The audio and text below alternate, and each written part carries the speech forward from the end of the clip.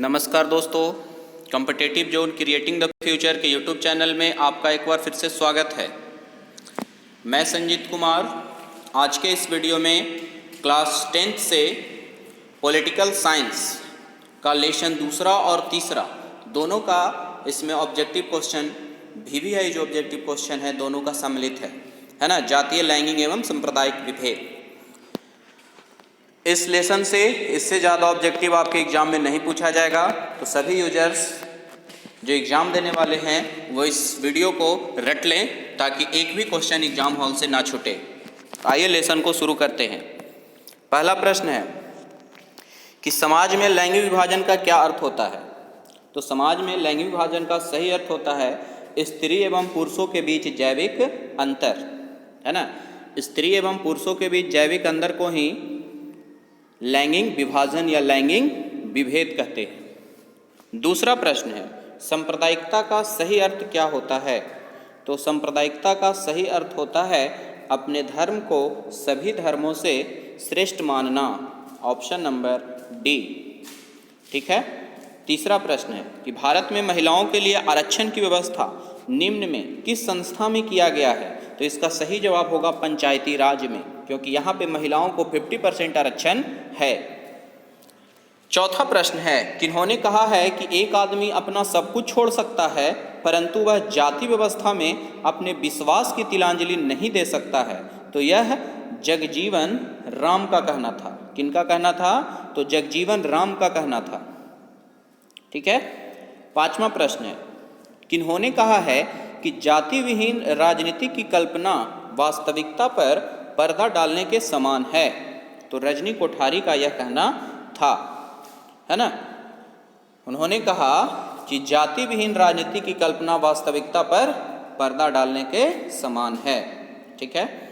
छठा प्रश्न है किन्होंने कहा था कि नारियों की स्थिति में सुधार लाए बिना समाज कल्याण की बात सोचना उसी प्रकार है जैसे एक पंख से उड़ान भरना। तो ये हमारे स्वामी विवेकानंद जी ने कहा था, है ना। चलिए सातवां प्रश्न है कि ब्रिटेन में सार्वजनिक व्यस्क मताधिकार को मान्यता कब मिला। तो 1928 ईस्वी में, ठीक है। सार्वजनिक व्यस्क मताधिकार ब्रिटेन में कब मिला? 1928 ईस्वी। आठवां प्रश्न है कि स्विट्जरलैंड में महिलाओं को मताधिकार कब प्राप्त हुआ। तो 1971 ईस्वी में। ऑप्शन नंबर ए, है ना। यह एक ऐसा देश है जहां प्रत्यक्ष लोकतंत्र है, फिर भी महिलाओं को वोट देने का अधिकार 1971 ईस्वी में प्राप्त हुआ। चलिए नौवां प्रश्न है प्राचीन काल में जाति प्रथा का आधार क्या था। तो उसका कर्म। ऑप्शन नंबर ए, कर्म जो था आधार था जाति प्रथा का। 10वां प्रश्न है जाति प्रथा की कठोरता के कारण समाज में कौन सी कुरीति आई। ऊंच नीच की भावना आई, अस्पृश्यता की भावना आई और समाज का विभाजन। इनमें से सभी हो जाएगा, ठीक है। ऊंच नीच की भावना आया, अस्पृश्यता हो गया और समाज का विभाजन भी हुआ। 11वां प्रश्न है केंद्रीय समाज कल्याण बोर्ड का गठन कब किया गया था। तो 1953 ईस्वी में किया गया था केंद्रीय कल्याण बोर्ड का गठन। केंद्रीय समाज कल्याण बोर्ड का गठन 1953 ईस्वी में किया गया था। Option number C. 12वां प्रश्न है श्रीमती इला भट्ट की अध्यक्षता में एक राष्ट्रीय आयोग का गठन कब किया गया था। तो ये आपका किया गया था फरवरी 1987 ईस्वी में, ठीक है। 13वां प्रश्न है ग्रामीण महिला और शिशु विकास योजना यानी ड्वाक्रा योजना कब शुरू किया गया था। 1982 ईस्वी में। ऑप्शन नंबर डी, ठीक है। Option number D. 14वां प्रश्न है वर्ष 2011 की जनगणना में 1000 पुरुषों पर महिलाओं की संख्या कितनी है। तो महिलाओं की संख्या जो है 1000 पर 943 है, यानी लिंगानुपात 1000/943 है। 2011 की जनगणना के अनुसार जनगणना प्रत्येक 10 वर्ष पर होता है। चलिए 15वां प्रश्न है 1975 में भारत सरकार ने महिला सशक्तिकरण के लिए किस नीति की घोषणा किया था। तो राष्ट्रीय महिला उत्थान नीति। ऑप्शन नंबर बी, महिला राष्ट्रीय महिला उत्थान नीति की घोषणा किया था? 16वां प्रश्न है, राष्ट्रीय महिला आयोग अधिनियम किस वर्ष पारित हुआ था? तो यह अधिनियम आपका 1990 ईस्वी में पारित हुआ था। राष्ट्रीय महिला आयोग अधिनियम कब पारित हुआ था? 1990 ईस्वी में। 17वां प्रश्न है, धर्मनिरपेक्षता का अर्थ क्या है?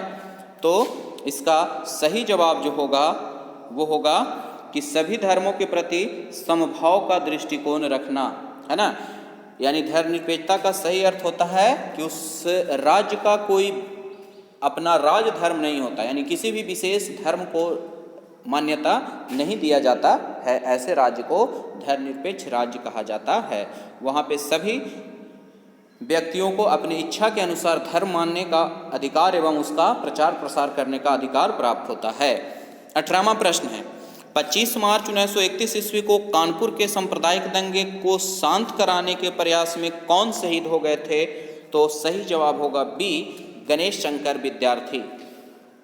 ठीक है, कि 1931 ईस्वी को कानपुर के सांप्रदायिक दंगे को शांत कराने के प्रयास में कौन शहीद हो गए थे? तो गणेश शंकर विद्यार्थी। 19वां प्रश्न है, भारत की लोकसभा में महिलाओं के प्रतिनिधित्व 2014 में कितना था? तो ये 11.23% था महिलाओं की प्रतिनिधित्व। 20वां प्रश्न है, किस संविधान संशोधन अधिनियम में संविधान की प्रस्तावना में धर्मनिरपेक्ष शब्द जोड़ा गया? तो 42वां संविधान संशोधन में संविधान की प्रस्तावना में धर्मनिरपेक्ष शब्द जोड़ दिया गया था। 21वां प्रश्न है कि जब हम स्वयं आत्महत्या के लिए तैयार हैं तो हमें अंग्रेजों पर दोष मढ़ने का क्या अधिकार है? किसने कहा था? तो ये हमारे महात्मा गांधी ने कहा था, ऑप्शन नंबर बी।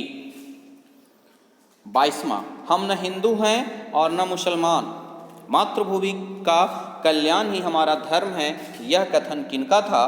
तो यह कथन था गणेश शंकर विद्यार्थी का। ठीक है, किनका था? तो गणेश शंकर विद्यार्थी का। 23वां प्रश्न है, बांग्लादेश का उदय कब हुआ? तो बांग्लादेश का उदय 1971 ईस्वी में हुआ था। बांग्लादेश का उदय कब हुआ था? तो 1971 ईस्वी में हुआ था। 24वां प्रश्न है, महिला ब्यूरो की स्थापना कब किया गया? तो 1985 ईस्वी में महिला ब्यूरो की स्थापना किया गया था। ठीक है। 25वां प्रश्न है, बेल्जियम के किस शहर में स्कूलों में फ्रेंच बोलने पर रोक लगा दी गई थी? तो इसका सही जवाब होगा आपका मर्चटेम, ऑप्शन नंबर बी। बेल्जियम के किस शहर में स्कूलों में फ्रेंच बोलने पर रोक लगा दी गई थी? तो ऑप्शन नंबर बी, मर्चटेम। ठीक है।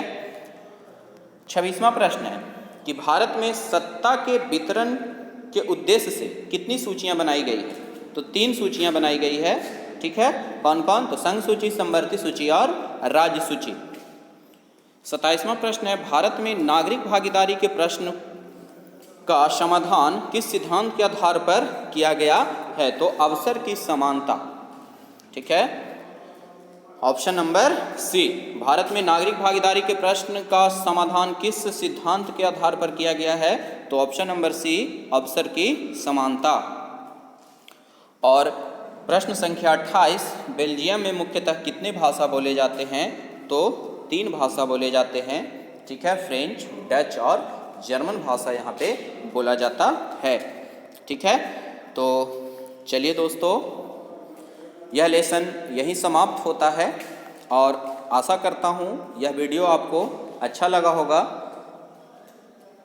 ज़्यादा से ज़्यादा इस वीडियो को लाइक करें, शेयर करें और कमेंट बॉक्स में ज़रूर बताएं कि यह वीडियो आपको कैसा लगा, क्योंकि मैं 100% विश्वास दिलाता हूँ कि इस लेसन से इससे अधिक क्वेश्चन आपके एग्ज़ाम में नहीं पूछा जाएगा।